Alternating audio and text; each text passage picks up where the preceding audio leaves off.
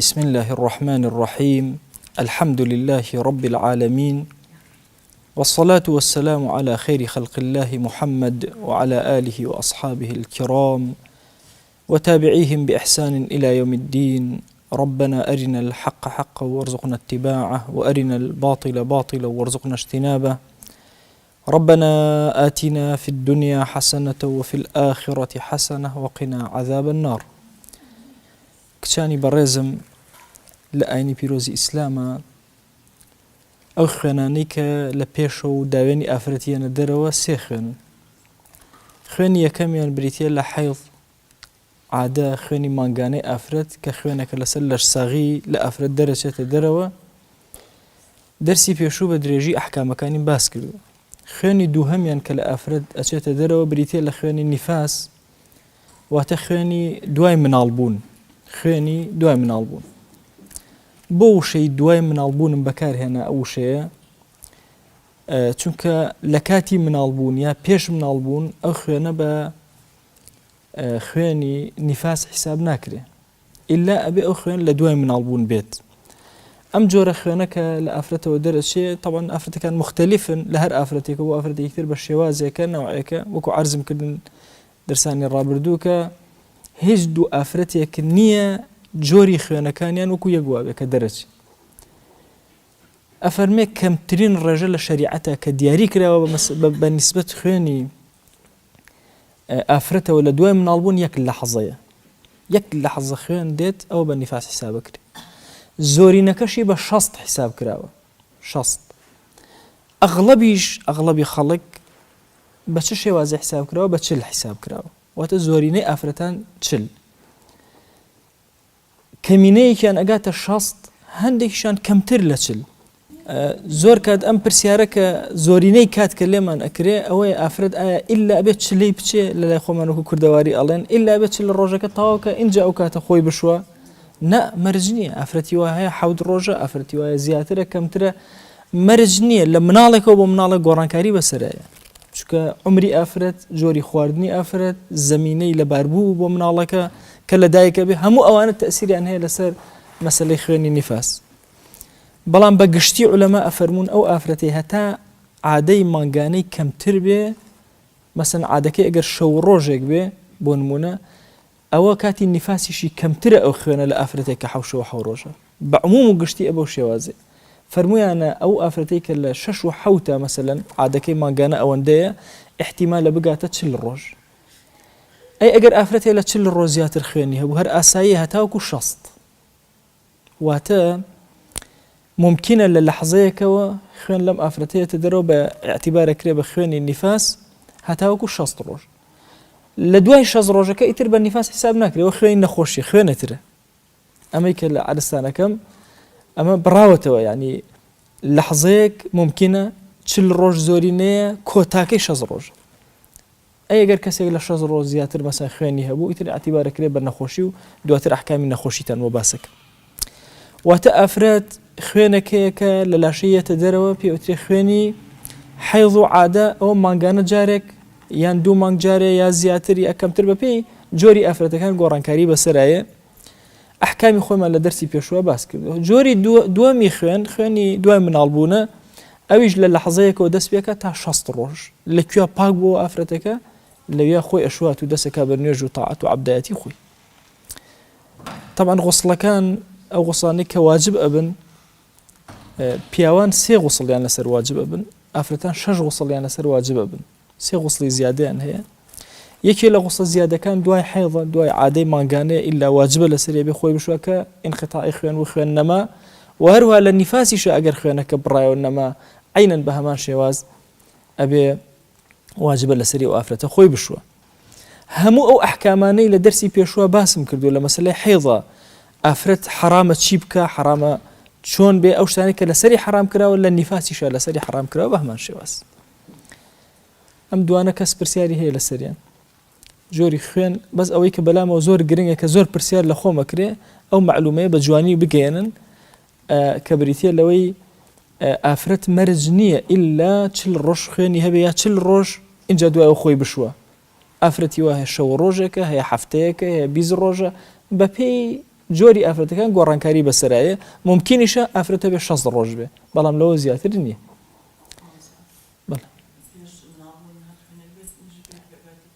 عیبادەتەکان نەبێ بکە بەزەو خوێنی نەخۆشی. ئێستا باسی یەکەم ئەحکامەکانی چۆنە لە کاتی حەملە حتا لە کاتی مناڵبوونەکە یان لە پێش مناڵبوونەکە بە لەحەزاتێک مەسەن ئەو خوێنانی کە دێت هەمویان ئەتیبارەکرێت بە خوێنی نەخۆشی ئەتیبار ناکرێن بە خوێنی نیفاس. إلا لە دوای مناڵبوون اینجا ئەو خوێنە هەر چرکەیەک کەمێک لەحەزەیەک خوێن هات کفایەتە بەوەی کە نیفاسی ئافرەتە تەواو بێت.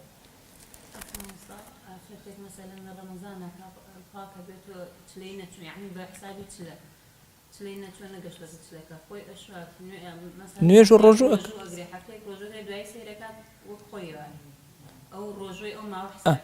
سیرکن کچەکانم دوو جۆر ئێمە دوو جۆر ئافرەتمان هەیە لە فقها باس کراوە. ئافرەتێک طبیعەتی لە ئینقطاعی خوێنە هەیە یعنی خوێنەکەی خۆی ئەزانێ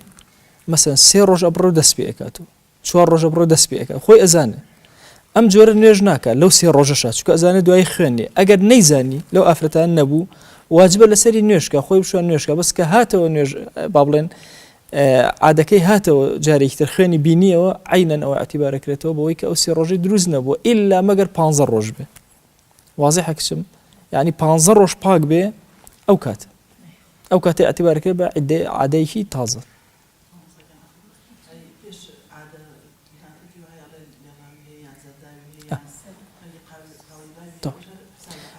کچەکانم لە مەسەلەی حەیضیش و نیفاسیشە لێڵی زەردی هەر شتێک لەو بابەتانە لە ئافرەت بچێتە دەرەوە مەرجێ ئیلا خوێنێکی سوور بێ هەر بە عادە حسابەکرێت لە شەریعەت با پێش ئەوەش بێ پێش عادەش بێ یا لە کۆتای عادایە لە سەرەتای عادە ئەم دوو حاڵەتە دروستە بێ هەردووکی بە با بڵێن بە عادە حسابەکرێت بە حەیض حسابەکرێت لە نیفاسیشە بە نیفاس حسابەکرێت. زۆر باشە. ئەچمە سەر خوێنی سێهەم کچەکانم. طبعا نەخۆشیەک هەیە پیا و تووشی سەلیس البەول ئەبێ یان ئافرەت مەسەن جاری وای تووشە بێ پێ ئەڵێن لە کورداوارە میزە چرکە. نەخۆشیەکی ترمان هەیە پێوتێ خوێنە چرک. ئافرەتەکە بەردەوام خوێنی هەیە. ئەمە حاڵتێکی با بڵێن ناڵێن طبیعیە لە ئافرەتە بەڵام زۆر کات ئافرەت ئەم حاڵەتەی تووش ئەبێ. ئەم حاڵەتە کە تووش ئەبێ ئافرەت حتا حەفسە دایکی ئیمانداران ئەفەرمێ ئەو حاڵەتە توش بوو ئەوەندە زۆر بوو دایکمان عایشە ئەفەرمێ تەشتێکمان دا ئەنا لە ژێریە کە نوێژیە کرد پڕ ئەبوو فڕێمان ئەدا تەشتەکەمان دانا هەم پڕە بوویەوە تەسەوەر کرد. ممکنە یعنی کەوابوو خوێنێکی ترمان هەیە پێوتێ خوێنی نەخۆشی ئافرەتێک هاتە خزمەت پێغەمبەریان صلی الله عليه و آله وسلم پرسیاری لێ کرد فەرمووی خوێنێکم هەیە ئەوانە فەرمووی ئەو خوێنە عێرقێکە واتە نەزیفێکە لە ئافرەت دەرئەچێ حتا علەما فەرموویانە خوێنی عادە لە سەروی ڕەحمەوە دێ خوێنی نەخۆشی لە خوار ڕەحمەوە دێ. باشە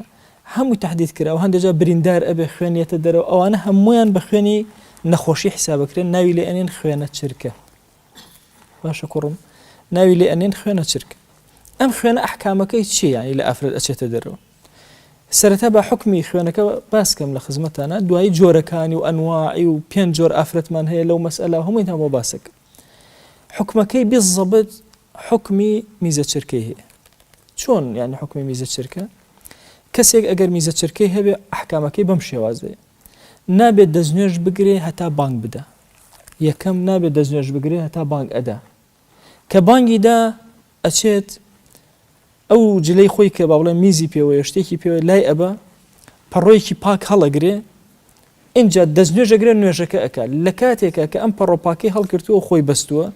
خوێنیش بێ قەیناکە هەر نوێژەکەی دروست یان میزیش بێ قەیناکە هەر دروست. واضحە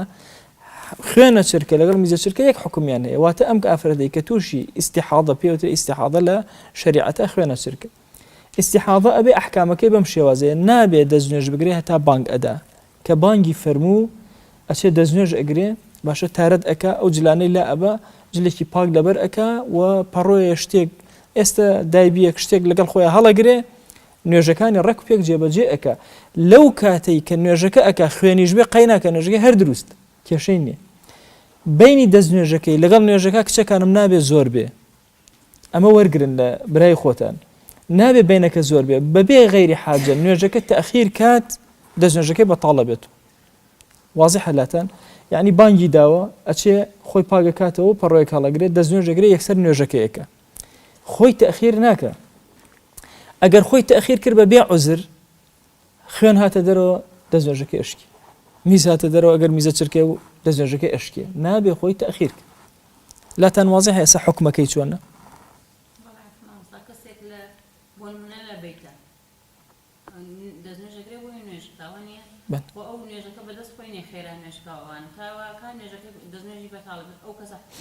عينا همان حكمي هيك كم تأخير عرزكم تأخير بو مصلحتي نيوش قيناك أما قاعدة فقهية لسلس البولة أو كسيميزة شركة هي يان استحاضة خيانة شركة هي هموشتك بو تأخير لبيناوي نيوش قينا بو نمونا ويسي نيوش كسيركا بليك خيان هي مثلا بجلكاني تريشيو أو جلانا هتا دا أنا جليك تلبر أكا أنجا نيوش قيناك شاوري جماعتي كرت قيناك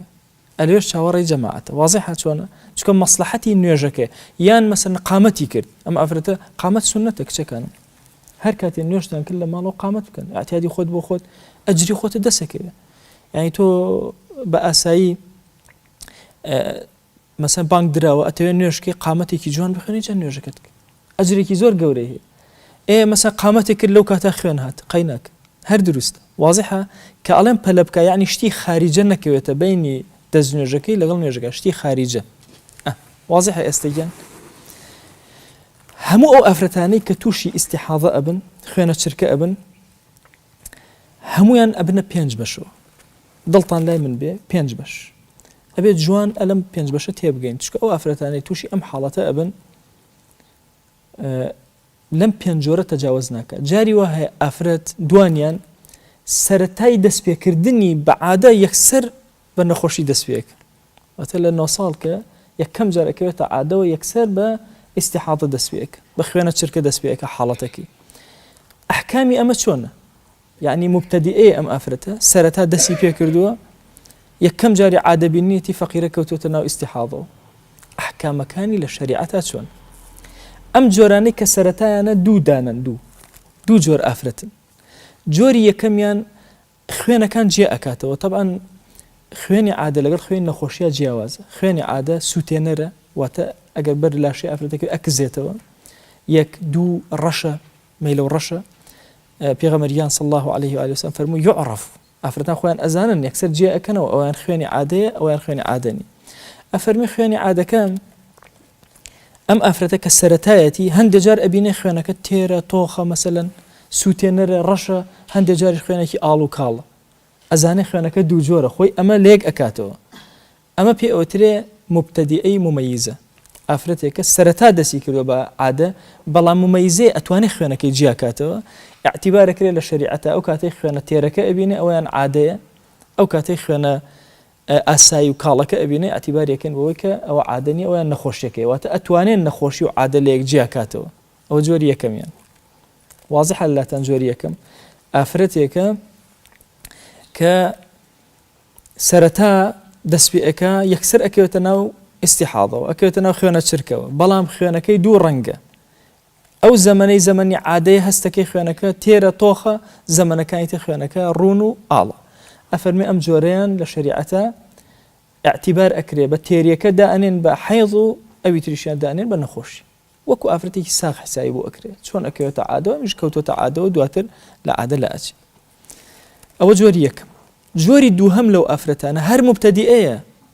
بەس ممەیزە نیە لا ممەیزەیە خوێنەکانی هەمووی وەکو یەکە سەرەتاشە دەستی پێ کرد ئەحکامی شەرعی بەرامبەری چۆنە ئەگاتان لە من بێ ئەحکامی شەرعی ئەوەیە شەو ڕۆژێک بە عادە بۆی حسابەکەین لە یەکەم جارەوە بۆ نمونە 15 مانگ ئەم ئافرەتە بسم الله کەوتە ناو خوێنەوە 15 شەو ڕۆژێک حسابەکەن بە عادە دوایی 29 شەو ڕۆژ دانێن بە پاکی تەنها شەو ڕۆژێک ئەها بەبیرتانە لە حەیضەکە وتم کەمترین ڕێژەی هەست شەو ڕۆژێکە شەو ڕۆژێکی لێرە بۆ دائنێن بە عادە کچەکانم ئیتر ئەویتر هەر هەمووی بەچی بە پاکی دائنرێ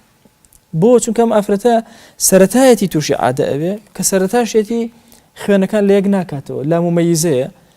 شەریعەت ئاوا بڕیاری بۆ ئەدا سەرەتای دەستپێکردنی خوێنی ئەکەینە سەرەتای دەستپێکردنی عادەی ئەڵێن شەو ڕۆژێک پیسە ئەو ئافرەتە مەسەلەن نەک ئەو مستەلاحە با بڵێن لە عادایە 29 شەو و 29 ڕۆژ ئەو ئافرەتە پاک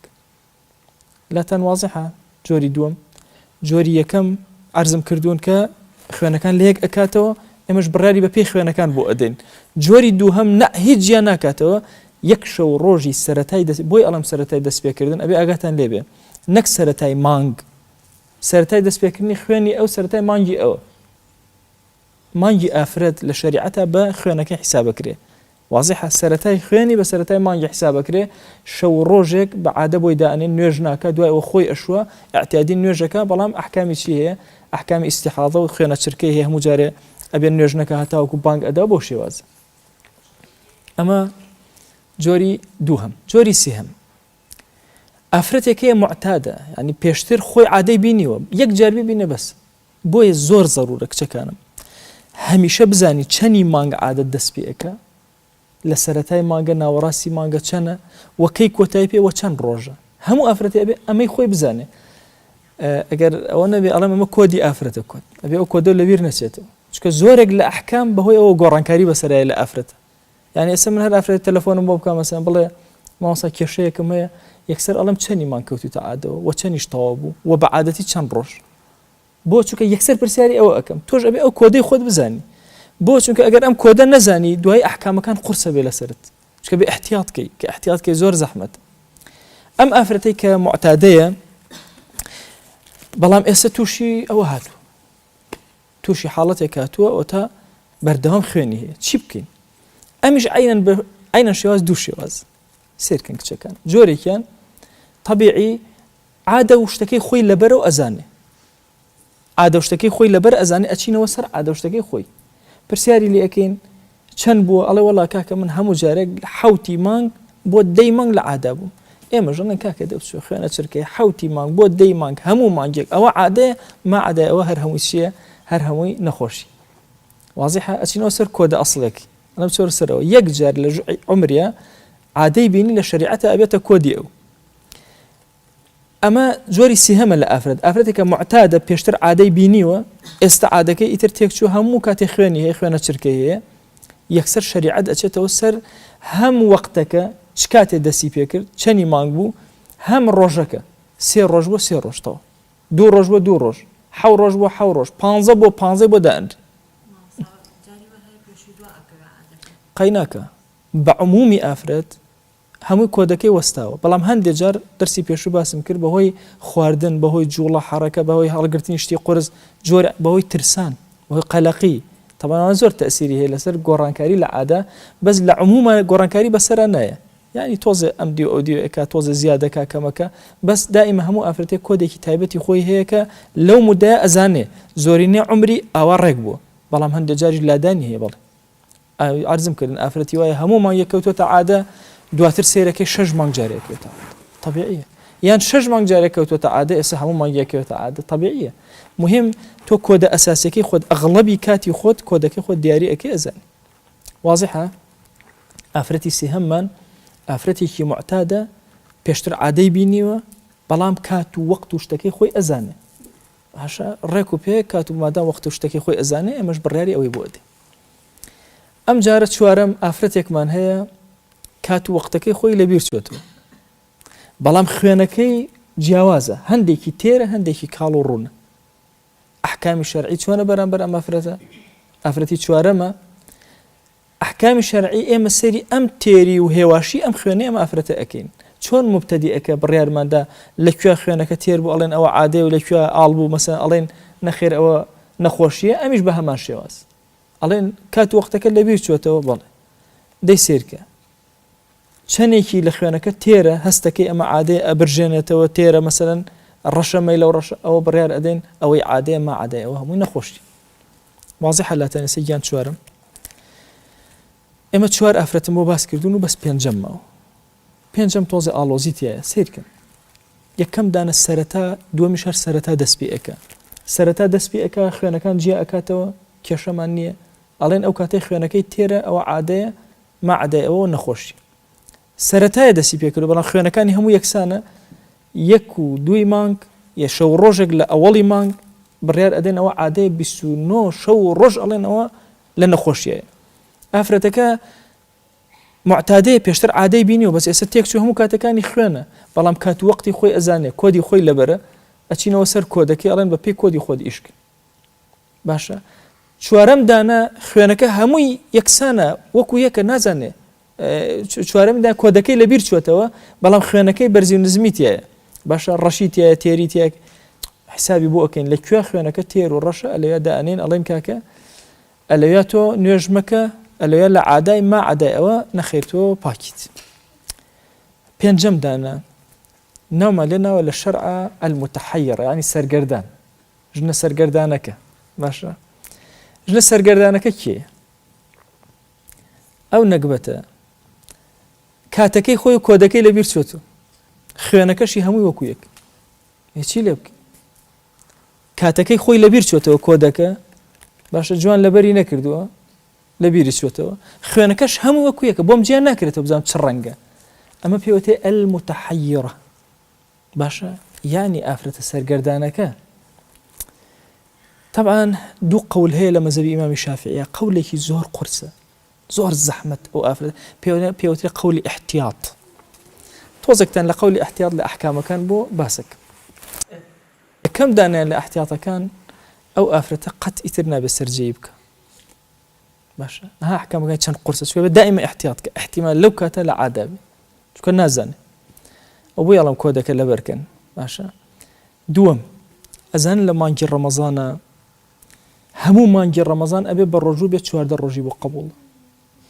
مانگێک دوای ئەوەش بە ڕۆژوو بێت 14 تر مانگێکی دوای ئەوەش لە سەرەتای مانگەوە 3 ڕۆژ و لە ناوەڕاستی مانگەوە هەتا 18 3 ڕۆژەکرێ اینجا 30 ڕۆژەکەی کامیلە بێ ئەوە پێوتێ مەذهبی احتیاط زۆر قورسە خوا ڕەحمی کردووە لە مەذهبی ئیمامی شافعیە یەک سوچ کراوەتەوە سوچێکی زۆر ئاسان ئەفەرمێ ئەم ئافرەتە حیسابی مبتەدیئەی بۆ ئەکرێ واتە چۆن سەرەتا ها توش بوو یەک شەو ڕۆژی دائەنێن بە عادە 29 شەو و 29 ڕۆژی ئەڵێن پاک باشە لەسەر ئەو قەولە ئیشەکەین با قورس نەبێ ئەگەرنا زۆر زەحمەتە کچەکانم ئەبێ زۆر ئاگاتانە بۆی ئەڵێم ئەو کۆد و وەقتی خۆی و هەمووتان ئەبێ ئاگا لێبێ واضحە ئێسلاتان هەموو 5 ئافرەتەکەم بۆ باس کردوون لە نەخۆشیە و نیفاسیش و حەیضیشم پێشتر بۆ باس کردوون ئێستەیەمە سەر ئەحکامەکان کچەکانم ئەحکامەکانی ئافرەتی مستەحاض نەخۆش خوێنە چرکەی هەیە ئەحکامەکان چین سەبارەت بۆ طبعا ئەو ئافرەتەی کە خوێنە چرکەی هەیە عولەما ئەفەرمون مادام بەپی نەفەرەکانیان بەپی 5 فێرقەکە جێ ئەکرێنەوە ئەو کاتانی کە بڕیار ئەدەین بە عادە ئەو هەر حکمی عادە هەیە ئەو کاتانەی بڕیار ئەدەین بە پاکی ئەو ئافرەتە ئایا ئەکرێ مەسەن سەرجەی بکە بەڵێ دروست یەک ئایا ئەکرێ بە ڕۆژووی بڵێ بە ڕۆژوو ئەبێ نوێژەکە بەڵێ نوێژەکە بەڵام یەک شتی لێ من ئەکرێت ڕۆیشتن بەناو مزگەوتە ئەگەر بزانێ مزگەوت پیس ئەبێ نابێ بچێتە ناوی فقط ئەو خاڵی لێ من ئەکرێ ئەو ئافرەتەی کە خوێنە چرکەی هەیە و خوێنی با بڵێن بەردەوامی هەیە لاتان واضحە ئێستا کچەکانم هەموو ئەحکامی خوێنی ئافرەت لەم دوو دەرسا بۆم کورتکردنەوە هەموو ئەحکامەکان ئەوەندن جوان وەریانگرن ئیتر ئەحکامی تر لەسەری دروسە بێ ئەنواع پرسیار لەسەری دروسە بێ بنمونە ئێستا من پرسیارە لە ئێوەکەم وتمان ئەو ئافرەتەی کە مبتەدیئەی ممەیزەیە یا سەرەتایە دەسەکە یعنی عادەی ئەبێت بەڵام خوێنەکان جێ ئەکاتەوە ئەگەر خوێنە ڕەشە تێرەکە لە 16 ڕۆژە بوو ئەو بە عادە حساب بکرێ 15 بە عادە حساب بکرێ ها پێشتر عەرزم کردوون ڕەگ ئەحکامەکانی حێزیەتەوە بۆچی بۆ مستەحاضەش بە هەمان شێواز چونکە ئەو مودەی هەر بە حێز حساب بکرێ ئەحکامی حێزیەتەوە بۆ ئێرە ئەی ئەگەر با بڵێن خوێنە ڕوونەکە 2 مانگ بوو 2 مانگ خوێنە ڕوون بوو اینجا خوێنی ناڕوونی با بڵێن تێری بینی ئەو 2 مانگە بەچی حساب بکرێ هەر بە نەخۆشی حساب بکرێ پاکە لە عادەی نییە واضحە ئەو یاسانی کە لە حەیضا پێشتر بۆم باسکردن ڕەگ لێرە هەر هەموو جارێکتر جاری ئەبێتەوە ئەحکامەکان بەسەر ئەمانی ترە بۆ یەکچەکانم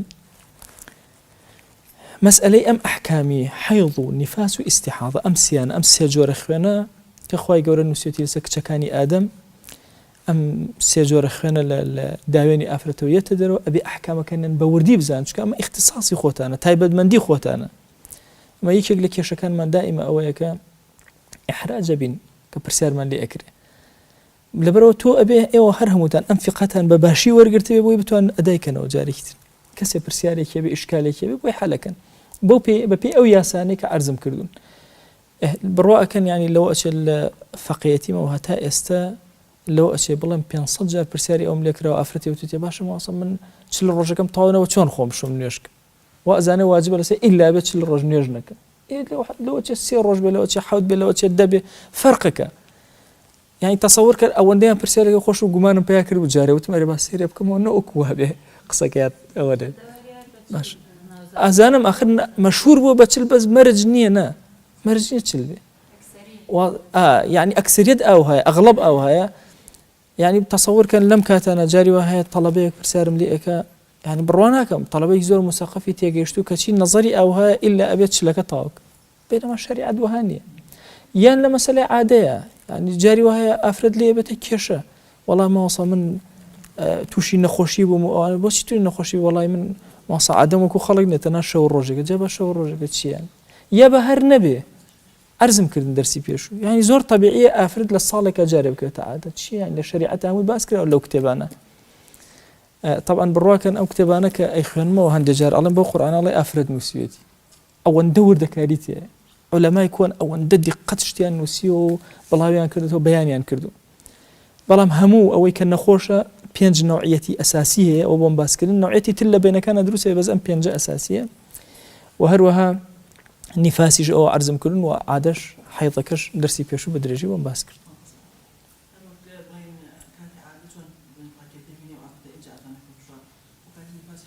بله عينا همان شوازة حتى أقل ليلي ببيني هر باق نبوته إلا ما قل لشخصك تجاوزيك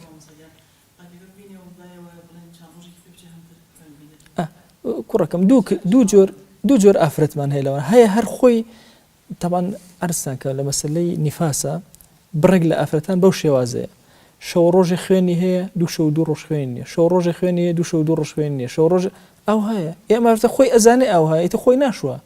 أزاني تاكي خوي طوابي ديار اللي واضحة بلام بعادتي أقل ليالي أو أنا هات زردي وليالي لدواء أو أنا يترى ما فرت باك بوتو أحكام شرعي باكي بلام أجر أو أنا نهاتو كتوبر باك بو أجري هي جاري كتير عادة بيتو واضحة بس زورينا أو هاي أم قاعدة يعني بقشتيه بلام هندق أفرت هي مثلا حالتي خوي وهنبو بون من ما نجي رمضان حيزي أم حوش شو حور رجب حوش شو حور رجب طاوب وسته اعتيادي خوي شو عادي خويتي دواء أو لدواء شو رجب كوتونا وعادة إيه هو ربع عادة حسابك تكون نقشت تبانزر شو بانزر رجب واضح يعني أو هرب شيء حسابك ربع عادة حسابك أو دوش شو رجب مثلا جارك بالرجوب بون منا أي أو رجوب قبول النهر بقضايكاته أو هاي واضحة لا إيه دبا منيش حكمك إيه يعني هل هو يعني أو كرسي لدو الشريعة تفوز كرسي ديوانية نا والله نا والله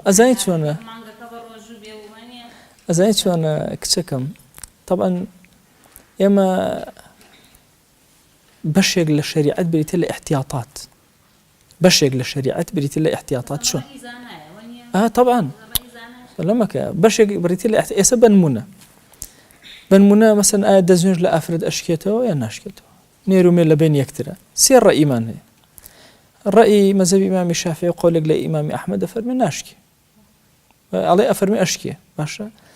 قولك لمذهب إمام أبو حنيفة علي بالشهوات وبالشهوات وناشكي إمام مالك إكاته دو طرف علي بالشهوات وأشكي وبالشهوات ناشكي سير رأيه احتياط لما أنا قلت نوي دزنج بو كدزنج قلت وهم علماء على انتوا قبوله أو نيجت قبوله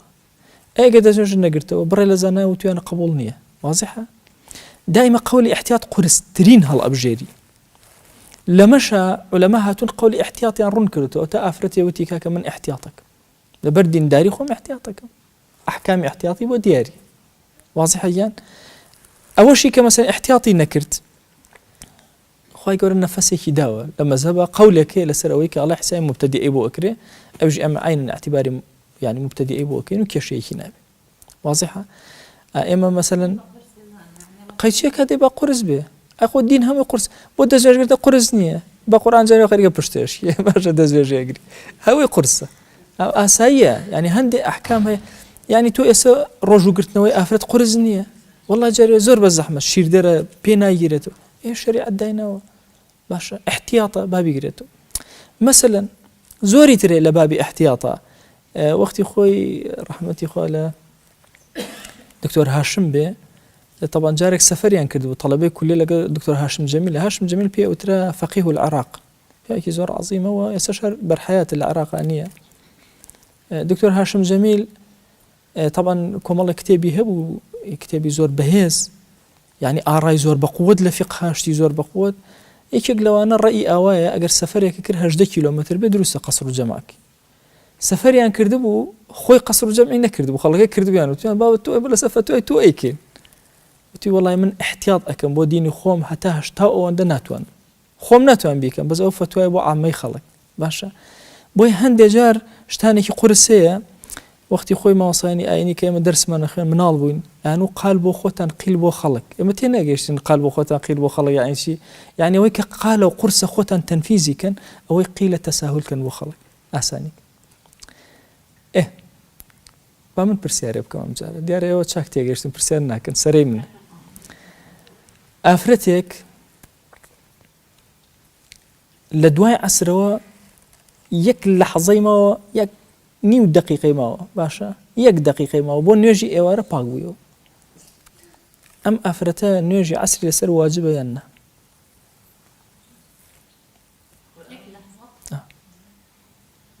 هەر یەک لەحظە پاک بووە بانگیە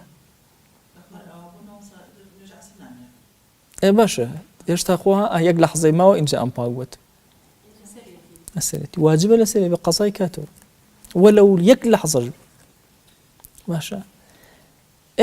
هەندێک مەزهەبی احتیاط هەیە بە ئەم کچە تۆزێ بترسێ پەلەمەکە مەزهەبی احتیاط لەوەشە هەیە ئەڵێ بێ نوێژی نیوەڕۆژ بکازن ئەو مەسەبەش هەیە ئەڵێ لەبەرەوەی احتیمالی هەیە نوێژەکان جەمعکە بتوانێت جەمعیکە ئەفەرمێن نیوەڕۆژ و عەسریش با بگێڕێتەوە احتیاطاً بۆ دینداری خۆی ئەو احتیاطەکەیە ئەخر با بیترسێرم ئەو احتیاطەکەیە نا تێەکە مەزانم کچم وار لە بابی سوعبەت و ئەوانە واضحە ئێستا لاتەن واضحە چۆنە ئەحکامەکەی لەبەرەوە ملاحەزەکەن حتا ئەم ئافرەتە مەسەلەن هاتووە بە ڕۆژوو بوو یەک لەحظەی ماوە بۆ ئێوارە کەوتە عادەوە ڕۆژەکەی قبوڵ نییە ئەو ڕۆژ ئەبێ ئەو ڕۆژە هەتا ئێوارەش بە ڕۆژوو بوو بەڵام ئەبێ چی بکە ئەبێ ئەو ڕۆژە قەزا کات بۆ چونکە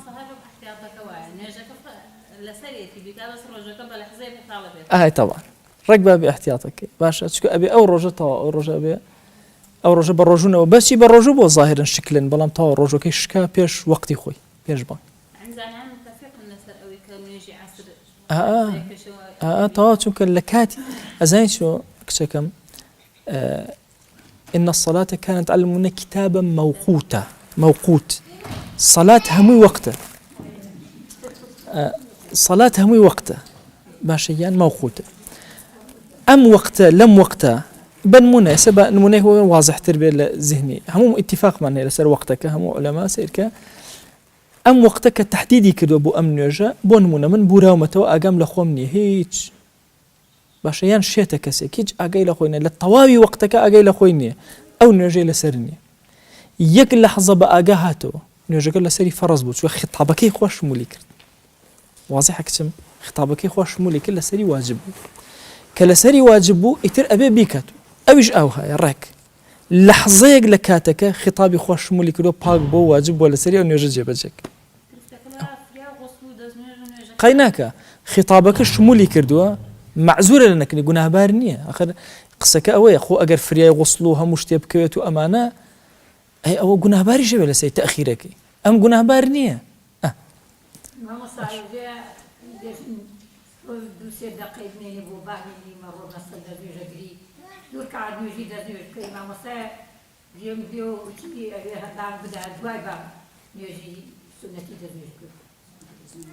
نا أو دزنيج نية أو نيجي نيورو خوي سنتي هي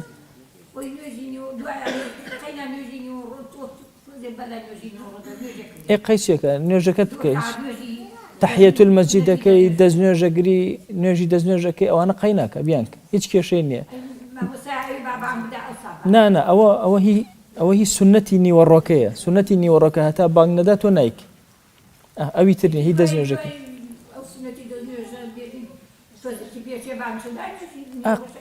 نجي ني ورانا سنتي ني وراش بكو إنجا ني وراش بكو أهو رحمة الله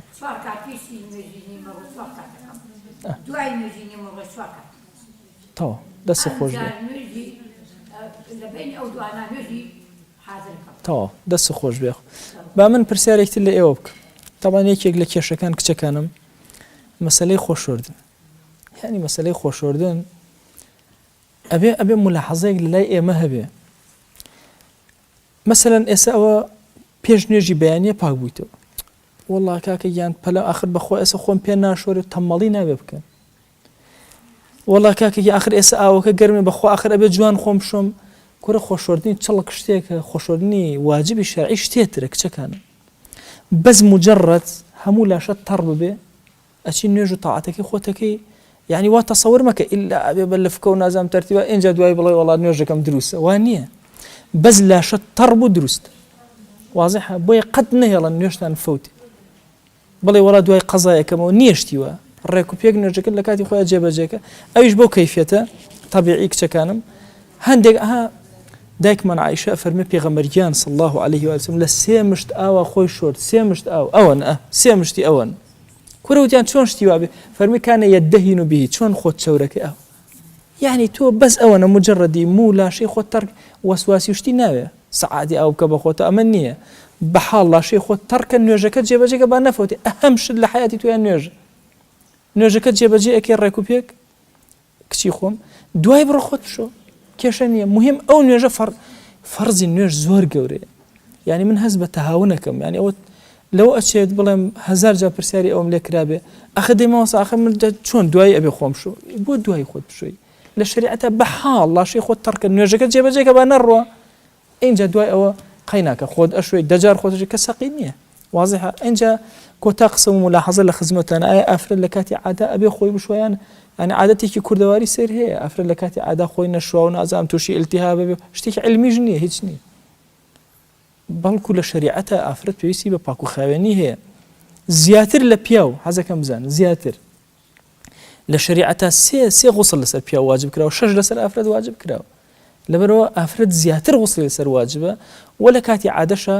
باشە زیاتر پێویستی بەوەیە کە پاک و خاوێنی خۆی ڕاگرێ خۆی بشوە خۆی تەرتیب بکە ئەو کاتەش کە پاک ئەبیتەوە بەحاڵ لاشەی خۆت تەرکە و نوێژەکانە جێبەجێک خوای گەورە لە گوناهی منیش و ئێوەش ببوورێ